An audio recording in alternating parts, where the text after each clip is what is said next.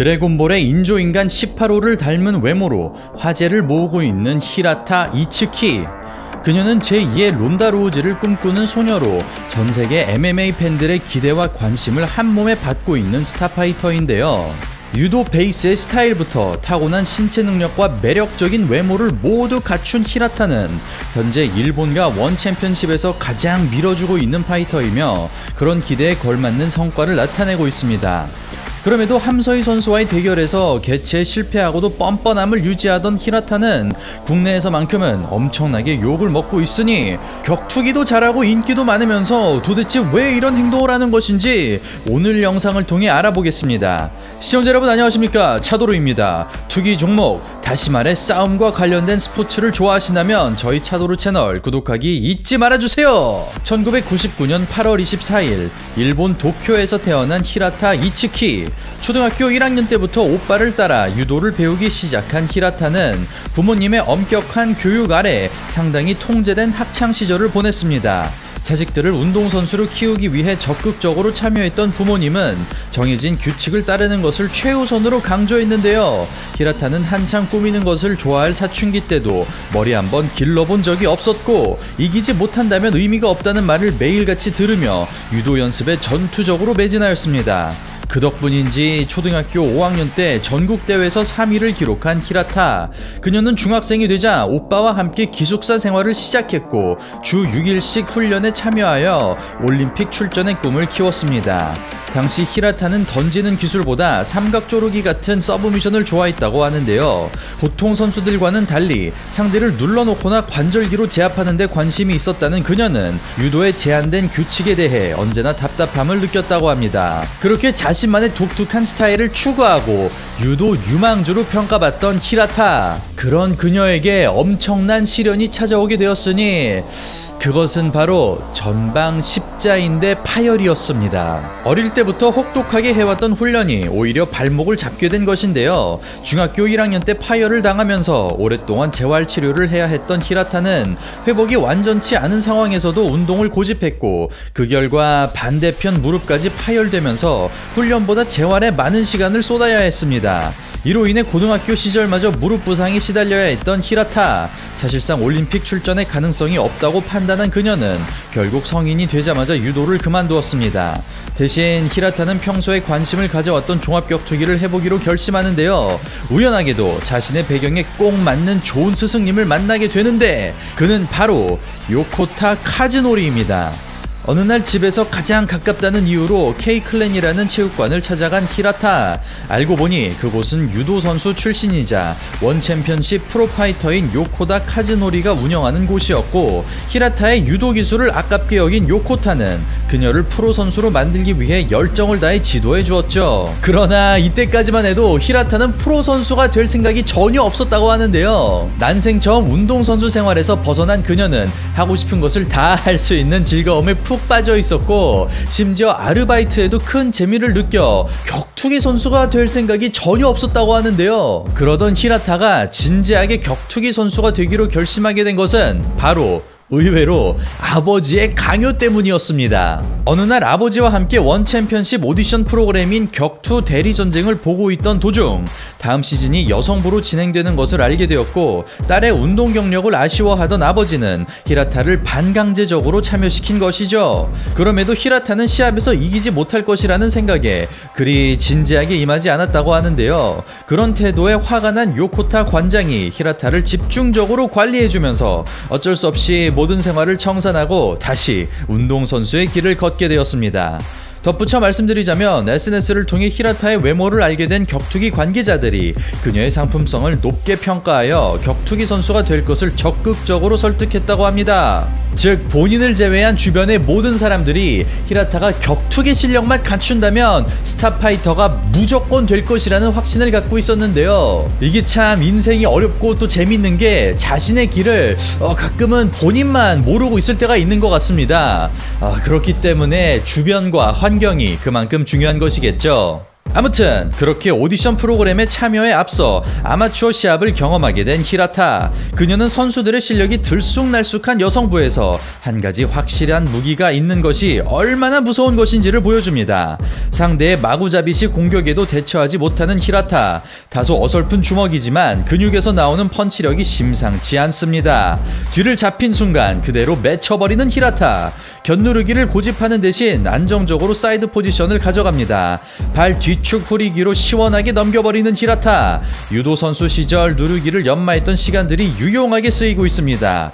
그러나 스탠딩 타격전만큼은 영락없는 초보자의 모습인데요. 그럼에도 해야 할 것을 정확하게 알고 있다는 듯이 이를 악물고 돌진합니다. 유도 선수답게 뒷목부터 제압하고 가마치기로 연결하는 히라타. 스윕의 위협이 높은 견누르기이지만 유도 선수 특유의 압박이 틈이 나오지 않습니다. 무릎을 살려주자 타고 넘어가서 다시 사이드를 점유. 전성기 시절 론다 로우지가 자주 보여줬던 움직임입니다. 어렵지 않게 기무라로 승리를 가져가는 히라타. 예상보다 훨씬 탄탄했던 그래플링 기량이 돋보였던 한판이었습니다. 이렇게 검증 매치를 안정적으로 치러내고 오디션 프로그램에 뛰어든 히라타. 그녀는 3번의 경기를 모두 서브미션으로 승리하고 격투 대리 전쟁 시즌3에 우승을 차지합니다.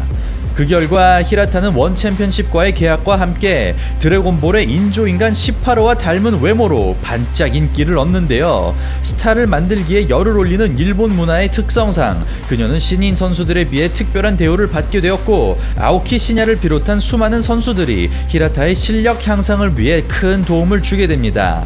그렇게 2019년 6월 19의 나이에 프로 데뷔전을 갖게 된 히라타. 그녀는 필리핀의 안젤리 사바나를 상대로 뛰어난 퍼포먼스를 발휘합니다.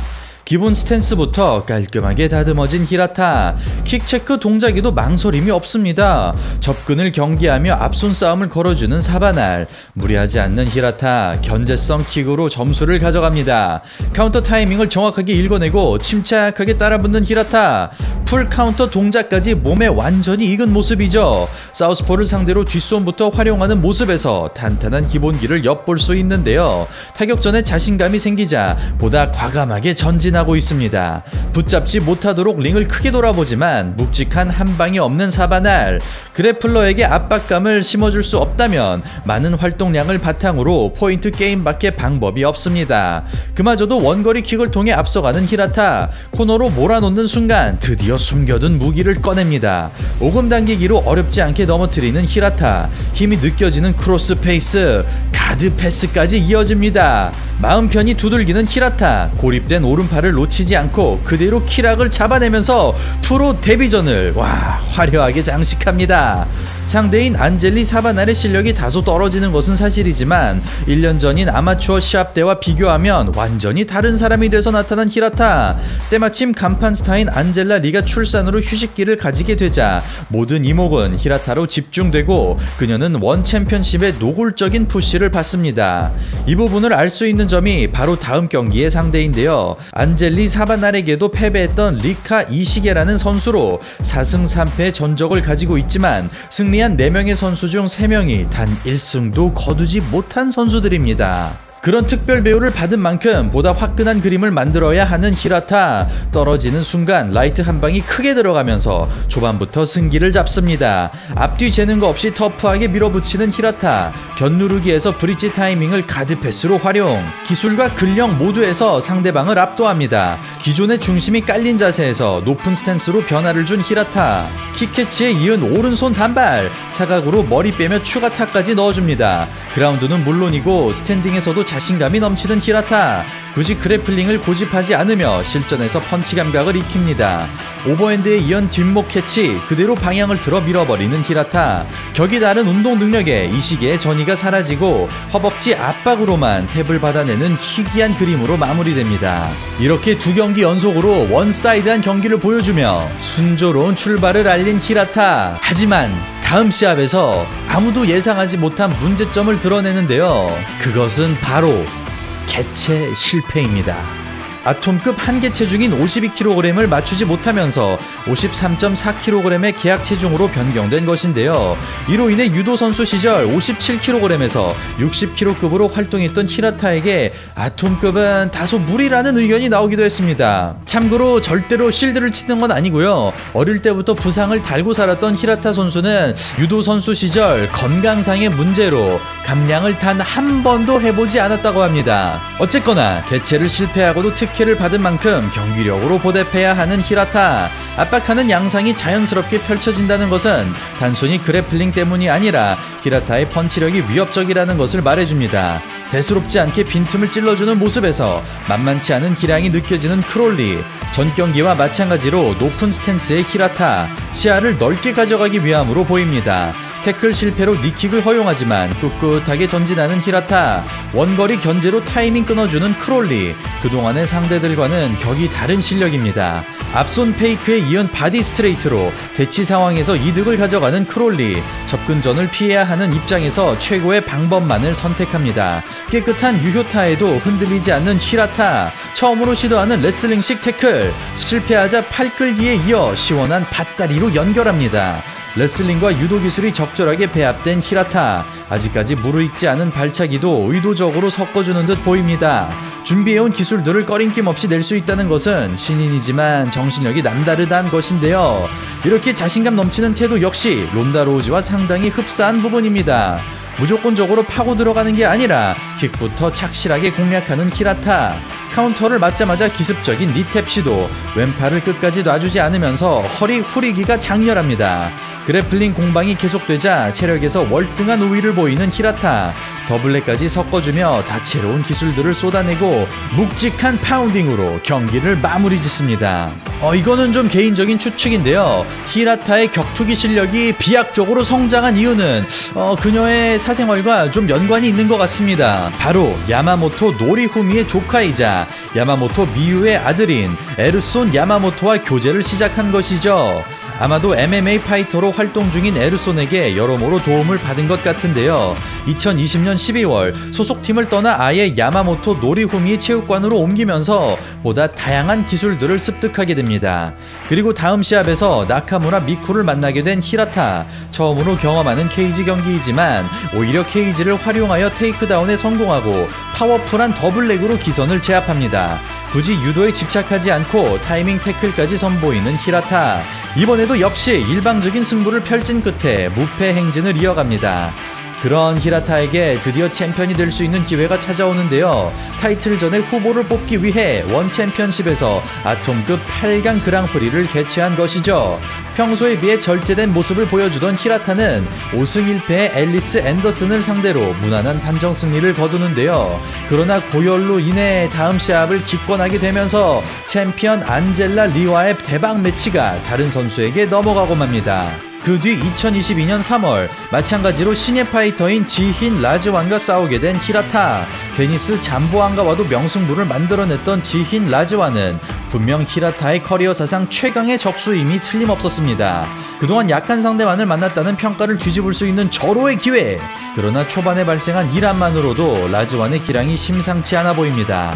앞차기를 여유롭게 흘려내고 먼저 테이크다운을 걸어보는 라즈완.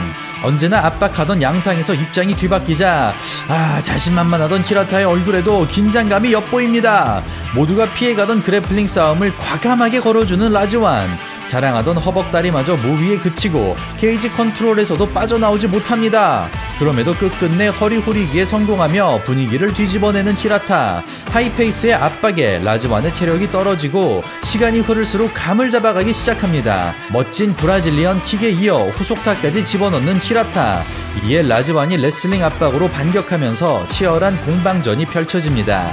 끈적끈적한 레슬링 연계에 시간이 지체되는 히라타. 마지막까지 최선을 다해보지만 뭔가 확실한 포인트를 만들어내지 못하면서 스플릿 판정으로 지힌 라즈완이 승리를 가져갑니다. 이리하여 MMA 데뷔 이후 첫 패배를 경험하게 된 히라타. 솔직히 개인적으로 경기 내용 자체는 좀 비등비등했다고 보는데요. 히라타 선수는 또 공개적으로 이 경기는 만장일치로 내가 진 건데 왜 스플릿이냐 하고 항의 아닌 항의를 하면서 그녀의 이미지는 더욱 좋아지고 주가는 더욱 치솟게 됩니다.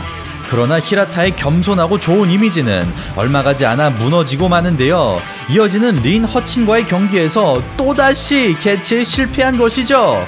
심지어 히라타는 무려 2kg이나 초과하였는데요. 이 정도 숫자라면 감량을 중간에 포기한 게 아니냐는 의심까지 들 법한 상황이었습니다. 비록 경기에서 승리하기는 했지만 자신을 향한 비난을 피할 수 없게 된 히라타. 그럼에도 원 챔피언십은 끝까지 히라타를 밀어주었습니다. 다음 경기는 바로 다이다이 시즌2에서 멘토로 활약하고 있는 함서희 선수와의 시합이었습니다. 이 시합은 타이틀전 도전자를 뽑기 위한 경기인 만큼 그 의미가 굉장히 컸죠. 아톰급 세계 최강자의 자리를 오랫동안 지켜온 함서희와 무섭게 떠오르는 히라타의 신구 대결. 하지만 대박 흥행카드로 손색이 없는 이 경기는 히라타 선수의 개최 실패로 취소가 되고 맙니다. 그리고 이 과정이 유튜브를 통해 국내에도 전해지면서 국내 격투기 팬들 사이에서는 히라타가 좀 나쁜 쪽으로 알려지게 되는데요. 분명 그녀의 태도에는 약간의 미안함도 찾아볼 수 없었고 개최 통과를 위해 노력하는 모습 또한 전혀 보이지 않았습니다. 오히려 무리해서 감량을 하기보단 아예 페널티를 받고 좋은 컨디션으로 싸우겠다는 의지마저 느껴질 정도였는데요. 이에 대해 히라타 측에선 어릴 때부터 가지고 있던 신장병 때문이라고 밝혔지만 다른 선수들을 위해 하루빨리 체급을 정리할 필요가 있어 보이며 한창 철없을 나이 때부터 주위에서 바람을 집어넣은 건 역시 스타병에 걸린 듯한 태도에 큰 영향을 준 것이 아니냐는 비난의 소리도 커졌습니다. 참고로 함서희 선수와의 경기는 오는 3월 24일에 다시 열린다고 하는데요. 제발 부디 이번에는 별 탈 없이 정상적으로 경기가 진행이 되었으면 좋겠습니다. 네, 오늘은 일본 그리고 원 챔피언십에서 제대로 밀어주고 있는 차세대 스타파이터 히라타 이츠키 선수에 대해 알아보는 시간 가져봤는데요. 유도 배경부터 격투 스타일까지 레전드 론다 로우지 선수와 좀 비슷한 부분이 많은데 솔직히 말씀드리면 좀 인성, 성격도 그녀와 좀 닮은 구석이 있는 것 같아서 썩 유쾌하지만은 않습니다. 어쨌든 격투기 팬으로서 스타 선수가 있는 것은 너무나도 중요한 것이기 때문에 그녀가 앞으로 계속 성장하고 더욱 성숙해지기를 바라면서 오늘 방송은 이만 마무리하도록 하겠습니다. 구독하기 아직 하지 않으셨다면 잊지 말아주시고요. 저는 이만 여기서 인사드리겠습니다. 이상 차도래였습니다. 감사합니다.